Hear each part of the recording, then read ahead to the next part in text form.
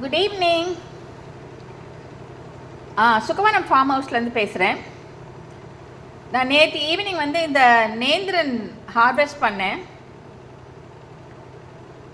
நேந்திரன் வந்து ஜென்ரலாகவே ஒரு சின்ன கொலையாக தான் இருக்கும். இது ஃபஸ்ட் ஹார்வெஸ்ட் இன்னுமே சின்னமாக இருந்தது.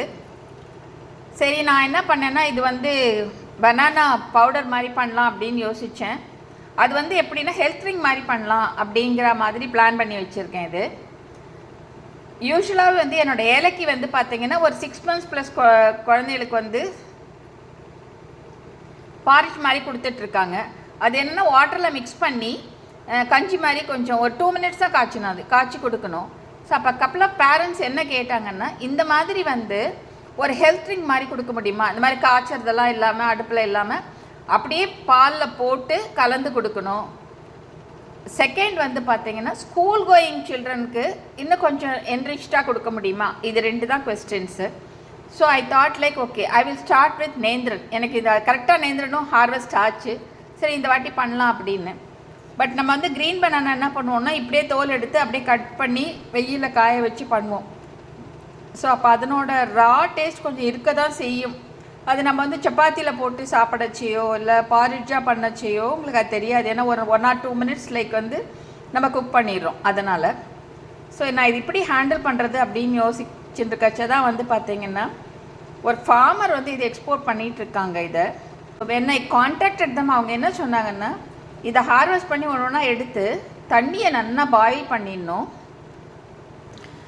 ஸோ இந்த மாதிரி பாயில் பண்ணிடுச்சு இதை வந்து அப்படியே முழுசாகவே அதில் போட்டுடணும் அப்படிங்கிற மாதிரி சொன்னாங்க, தோல் எடுக்காமல்.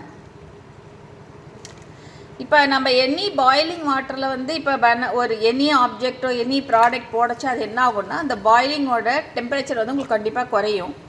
ஸோ அப்போ வந்து இதை போட்டு முடிச்சுட்டு அகெயின் அது அடுத்த எல்லாம் முடித்த உடனே ஒரு பாயில் வரும் இல்லையா, அந்த மாதிரி வரைச்சி எடுத்துடணும். இட்ஸ் ஒன்லி 2 minutes அந்த மாதிரி ஆகும்.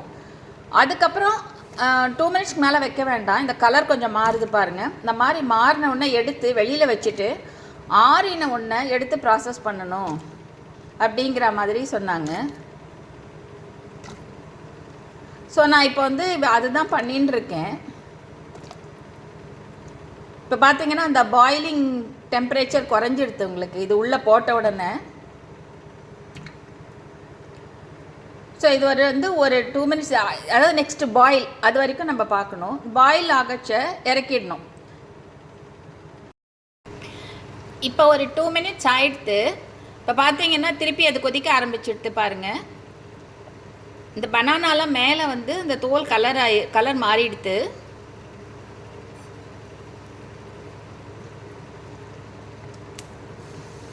ஸோ இதுதான் வந்து நம்மளுக்கு கரெக்டான டைம். ஸோ இந்த டைமில் நம்ம இறக்கிட்டு இதுலேருந்து வெளியில் எடுத்துடணும். இப்போ இந்த மாதிரி எடுத்து வச்சாச்சு. இன்னும் கொஞ்சம் இருக்கிறதையும் நான் இப்போ எடுத்துருவேன். இதெல்லாம் எடுத்து இந்த மாதிரி வச்சிட்டோம்னா இது நல்லா ஆறணும். இது நல்லா காஞ்ச பிறகு தோலை உரிச்சிட்டு தின் ஸ்லைசஸ் ஆக்கி நல்லா வெயிலில் காய வைக்கணும். எந்த அளவுக்குன்னா உடையிற அளவுக்கு இருக்கணும், அந்த அளவுக்கு காயணும். இது காஞ்ச பிறகு அதோட ஏலக்காய் சேர்த்து நல்ல ஃபைன் பவுடராக மிஷினில் கொடுத்து அரைச்சி எடுத்துன்னு வந்துடுவேன்.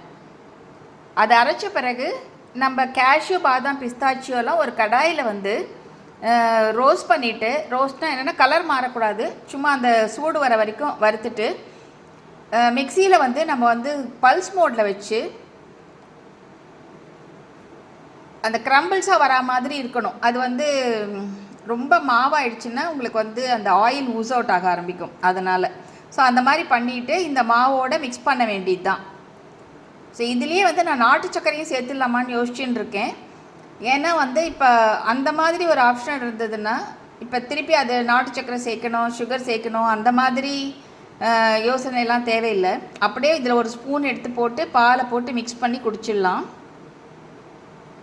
இது குழந்தைகளுக்கு மட்டும் இல்லை, இது யார் வேணால் சாப்பிடலாம். ஒரு நல்ல ஹெல்த் ட்ரிங்காக இருக்கும் இது. அனதர் திங் வந்து இது வந்து நம்ம நேந்திரனில் தான் பண்ணணுமானா இல்லை, எனி நாட்டு பழத்தில் நம்ம பண்ணலாம். நான் வந்து ஏற்கனவே வந்து ஏலக்கியில் பண்ணின்னு இருக்கேன். ஸோ இதே மாதிரி நம்ம ஏலக்கிலையும் பண்ணலாம், அதே மாதிரி செவ்வாழையில் பண்ணலாம், கற்பூரவள்ளி, அந்த மாதிரி எனிதிங் நம்ம நாட்டு ரக வாழையில் பண்ணால் அது ஹெல்த்தியாக இருக்கும். ஆக்சுவலாக ரஸ்தாளி வந்து பார்த்திங்கன்னா ஒல்லியாக இருக்க பசங்களுக்கு ஜென்ரலாக அது சஜஸ்ட் பண்ணுவாங்க, பிகாஸ் அது வெயிட் போடும் அப்படிங்கிற மாதிரி.